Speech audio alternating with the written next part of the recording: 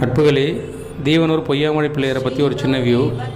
விழுதுகள் இல்லா அதிசய ஆலமரத்தடியில் பொய்யாமொழி பிள்ளையார் அருள் புரிகிறார். இங்கு விநாயகர் லிங்க வடிவில் இருப்பது தனிச்சிறப்பு. சிறுவயதில் இவரது லிங்க வடிவத்தை நிற்குத்த பயன்படுத்தியதால் நிற்குத்தி விநாயகர் என்றும், முருகப்பன் என வணிகன் தான் சொன்ன பொய்யால் தான் தண்டிக்கப்பட்டதை உணர்ந்து ஆலமரத்தடி சுயம்பு பொய்யாமொழி பிள்ளையாருக்கு கோவில் கட்டியதாகவும், மரக்காணம் அருகில் பிள்ளையாருக்கு பக்தர் ஒருவர் தேங்காய் கேட்க கொடுக்கலன்னா கொம்பா முளைத்திடும் என்று வியாபாரி சொல்ல தண்டிக்கப்பட்ட வியாபாரி மனம் திருந்தி தந்த கொம்பு முளைத்த தேங்காய் இன்றும் கோவில் இருப்பதாகவும் சொல்கிறாங்க. திருமணத்தடை நீங்கவும் நீண்ட நாள் பிரச்சனை நீங்கவும் இந்த பொய்யாமொழி பிள்ளையாரை வணங்கி நிவர்த்தி பெறுறாங்க பக்தர்கள். தும்பிக்கை இல்லைனாலும் நமக்கு நம்பிக்கை தர்றார் இங்குள்ள சுயம்பு பொய்யாமொழி விநாயகர். ஓம் விநாயகா, ஓம் விநாயகா.